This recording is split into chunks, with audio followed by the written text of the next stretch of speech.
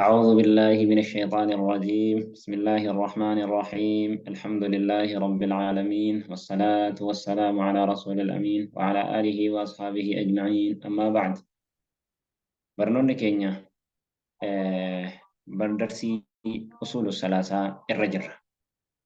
أصول الثلاثة ما تدري واهي شهادتين واهي amantiin islaamaa bakka gurguddoo saditti adda baasnee diin al-islaam kan jennu islaaminaa imaanaa fi ihsaan adda baasnee waa'ee islaaminaa irra jirra. Islaaminaa irraa shahaadaa lamaan ilaaluu jirra. Shahaadaa lameen jechuudha.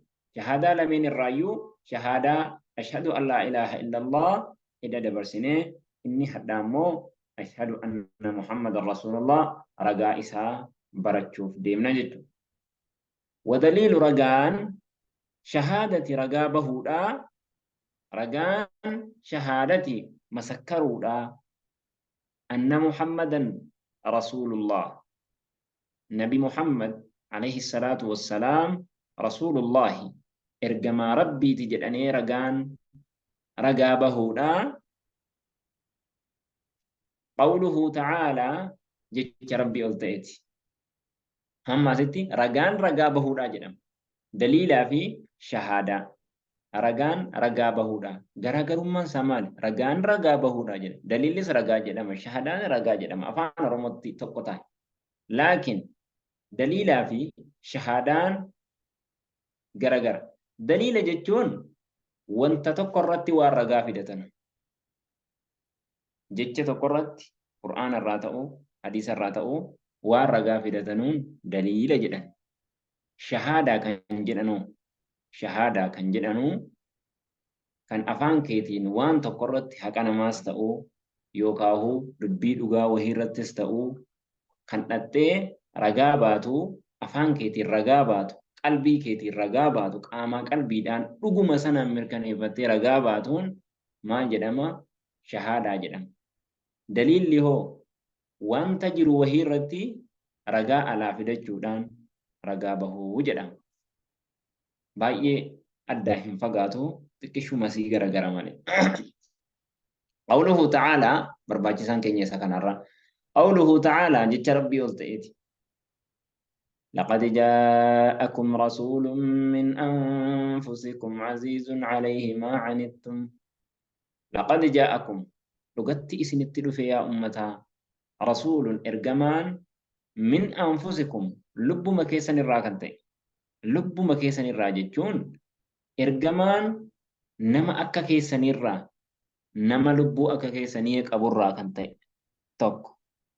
Min anfusikum jechuun isinuma keessaa yaa Qurayshii, yaa warra Arabaa, namummaan gosa keessan keessaa Araba akka keessanirraa akka Arabaatti yoo fudhanne Quraanni sun yeroo sanaaf achirratti bu'e, laakiin addunyaa hundaaf bu'e. Yeroo sanaaf warra Makkaa irratti bu'e. Boodaaf ilma namaa hunda qabata. Gaafa warra Makkaa san jenne min anfusikum lubbuma keessanirraa, gosuma keessan Araba akka keessanii, Qurayshiima akka keessanirraa dhugatti rasuulli isinitti dhufe.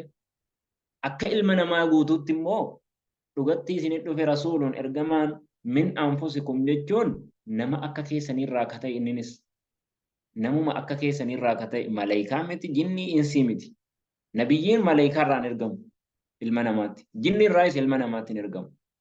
Ilma namaatti ilmuma namaatu ergama. Ilma namaarraahuu nabiyyiin dhiira malee hin ergamu. Ficciti hin jiru isa kana. Dhiira malee hin ergamu. Maaliif jennaan nama wanta sana jabeenyaan oofuu danda'u.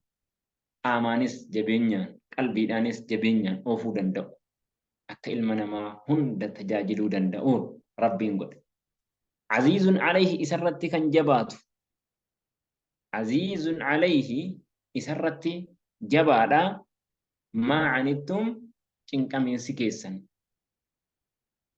Maa canittum cinqamiinsi keessan isarratti jabaadha. Isin cinqamuun cinqiin keessan isarratti jabaadha. Isatti ni ulfaata. Isatti ni jabaata.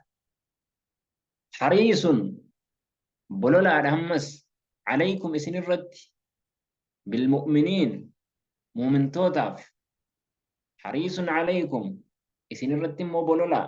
Akkamitti isin irratti bololaa jechuun isin qajeeluma keessan irratti, milkii keessan irratti, isin haara galfachuu irratti, duniyaa akiraa milkaa'uu irratti, toohida rabbii qabaachuu irratti bololaadha.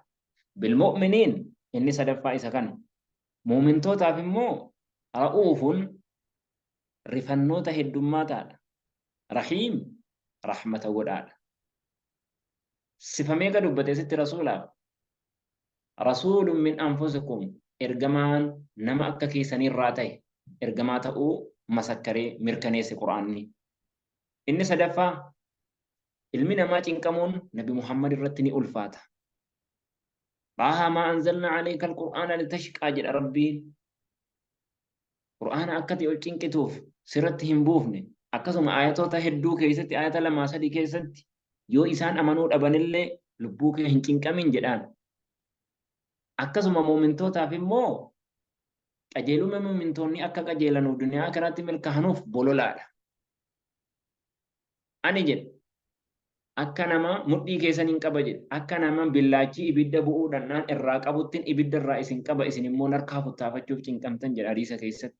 Muumintootaaf immoo qalbii rahmata godhaa ra'uufun rifataadha rahiim rahmata godhaadha. Ra'uufun kun gaafa sifa rabbii keessatti rifataadha hin jennu rabbiin ra'uufun rahmata godhaadha jennaan gaafa sifa rabbii keessatti gaafuu har'a sifa Nabi Muhammad keessatti immoo ra'uufun rifataadha jennaan garaa laafaadha jennaan. Rahiim rahmata godhaadha. Amma asitti rabbiin maal jedheen rahiim ra'uuf jedhee Nabi Muhammadiin waame. Akkas jechuun ilmi namaa tokko ra'uuf jedhee yoo baafates rahiim jedhee maqaa yoo baafates homaa rakkoo tokko hin qabu jennaan. Maal malee jecha sadi Aziim Rahmaan Allah jecha sadi qofa Abdurrahmaan Abdulaziz Abdullah yoo jenne malee hin jiru. Isa kaanoo rahiim ra'uuf Samii Basiir Aliim Shakuur Latiif yoo jettee baafatte homaa tokko inni rakkoo qabu hin jiru. ومعنى هي كان شهادة رقابه دا أن محمد رسول الله نبي محمد إرجما ربي تجني رقابه هي كان رقابه دا كانت مركناه جتشو طاعته قالي إسا قدود فيما أمر وان النسي أججي كيست قالي إسا قدود قالي نبي محمد وان النسي أججي كيست قالي إسا قدود هوك وتصديقه إسا قوم سودا فيما أخبر وان الني odeyse keessatti isa dhugoomsu as-saadiqul masduuq dhuga dubbataa dhugoomfamaa jedha hadiisa keessatti hayyee oloof wajtinaabu ammas fagaatuudha maa anhu naha waan inni irraa dhorkirraa fagaatu wazajara waan inni irraa dhorkirraa jechuu afaan oromootti tokkuma nahaanii fi zajaraan akka afaan arabaatti xiqqishoo wallaba nahaan waan irraa dhorke wazajiraan immoo irraa dhorkuu wajjinuu kan sodaachisee sodaa itti kennee ajajatti dabarsee ammas sodaachisuu wajjin waan godhameeni waan dhorkameen zajara jenna laakiin maa'anhu nahaa waan inni irraa dhorke wazajara wamanni irraa dhorke waan inni irraa baqachiisee jenna afaan oromootti wa allaa yu'bada Allahu Rabbiin hammas gabbaramuu dhabuudha. Rabbiin kee Rabbiin gabbaramuu dhabuudha. Inni afraffaa illaa bimaa shara'a waan Nabi Muhammad karaa godheen malatti Rabbiin gabbaramuu dhabuudha. Waan Nabi Muhammad karaa godheen malatti gabbaruun gonkuma hin tahu. Waan Nabi Muhammad itti nu ajajeen malatti jaalala Nabi Muhammad ragaa Nabi Muhammad ergamaa Rabbiiti jennee ragaa bahuun saadhaa معنى سادا وأفران كنان قفا كان مركنا كان كيسا توكو دينانو شهادان كي بوتو ميتي جنان وان إنينو أجاجي هججو وان إني رادور كدور كمو وان إني وديسي كيسا تدقومسو وان إني اتنكرا قد إما يوتا همالي ربين قبرمو ربودا كنافو حديث نمال نكنا بدأان أكا دين كيسا تنون خرافان أكا دين كيسا تنون بدأ أدادا غريلي أدادا دين كيسا كم فنه قرار دبمسيسودا نوكنا آية نجتو ودليل الصلاة رجان صلاة والزكاة كان زكاة رتس وتفسير التوحيد أكسما هي كاتو هدا اللي رجان كنو قوله تعالى جت ربي قلتيت وما أمروا المنا ما وانه أججمني إلا ليعبدوا الله أكا ربين جبرني في ملي أكا ربين جبرني في ملي وانه أججمني مخلصين قل كل ليس هالة أنين له ربي الدين إبادة هكا توحيدات نكون عبادة ربي أكا تقل كل ليسني أكا ربين جبرني تملي المنا ما وانا أججمني كوني تفسير توحيدات سجنسا حنفاء كران دين إسلاما سنو صفة ديني حنفاء حنفاء دين سنو كل كنتي توك دين سن له ربي في الدين إبادة جنمتي دين جتشم حنفاء دين سن كرا شركي را كرا توحيداتي مكا كنتي يوكاهو حنفاء دين كجيلا جتشم ويقيم الصلاة أكا صلاة الآبان التمالي وان أججم أكا صلاة ننجن أكا صلاة الآبان التمالي صلاة الآبو جتشون أركان إسا شروط إسا واجب إسا سنة إسا كان هم دا إسا تهجتني صلاة الآبو جتشون ويؤتوا الزكاة زكاة أكا كنة نهمالي